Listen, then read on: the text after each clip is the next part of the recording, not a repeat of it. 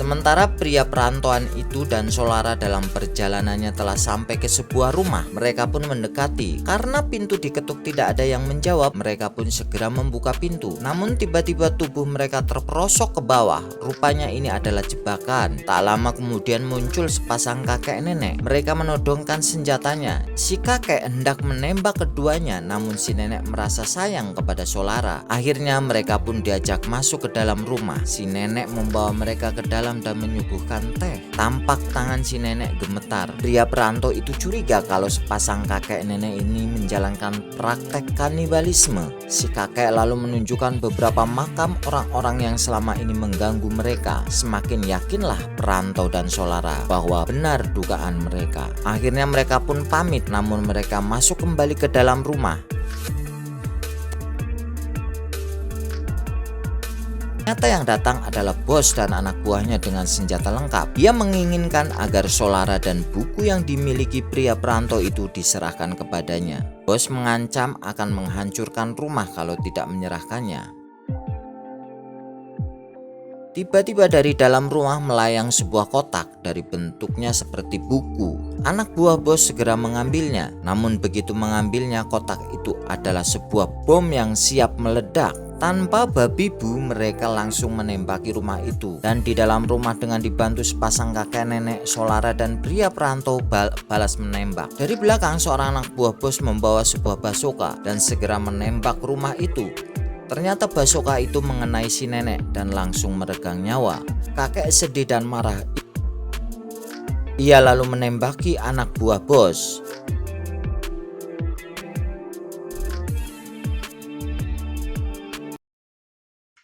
Setelah dibombardir dengan senapan mesin dan bazoka ditambah meninggalnya sepasang kakek nenek itu, pria perantau dan Solara pun menyerah. Mereka lalu menggeledah tas ransel milik pria perantau itu, namun mereka tidak menemukan buku itu.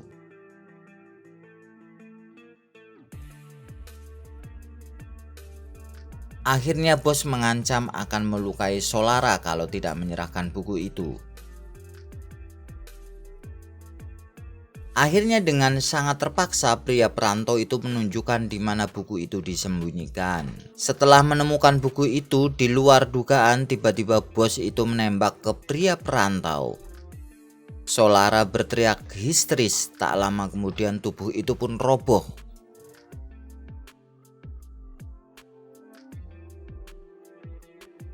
Setelah mendapatkan buku itu, rombongan bos itu pun pergi dari rumah itu. Di dalam mobil, bos mengamati buku yang selama ini dicari-carinya itu. Sementara di mobil lain, Solara dijaga ketat oleh tangan kanan bos. Tiba-tiba tanpa diduga Solara menjirat leher sopir dari belakang. Otomatis mobil pun menjadi oleng dan akhirnya terguling di tengah jalan. Solara terluka namun masih sempat mengambil granat tangan. Lalu ia menghadang mobil bos dan melemparkan granat itu. Mobil yang dikendarai bos sempat menghindar, namun tidak dengan mobil yang di belakangnya, dan mobil itu pun hancur berkeping-keping.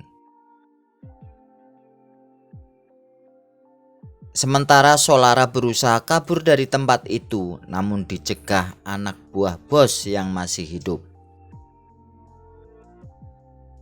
Solara tidak punya banyak waktu untuk melihat semua itu. Ia langsung kabur tancap gas.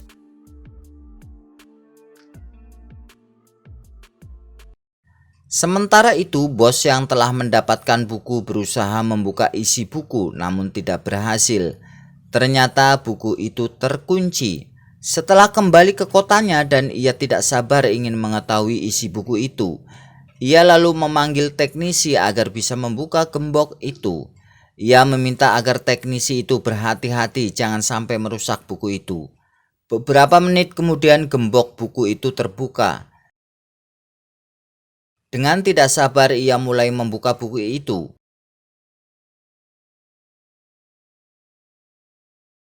Dan betapa terkejut dan marahnya bos itu ketika mengetahui buku itu ternyata ditulis dengan menggunakan huruf Braille.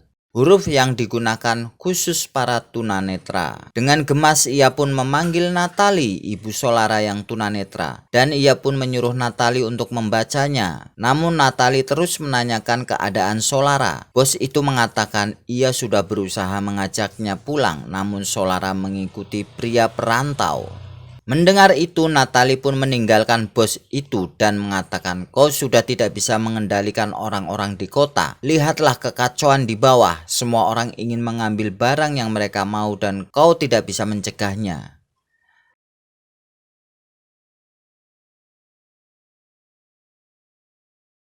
Solara yang mengejar pria perantau itu akhirnya dapat menyusulnya, dan akhirnya mereka berdua meneruskan perjalanan ke arah barat. Namun perjalanan mereka terhenti oleh jembatan yang putus.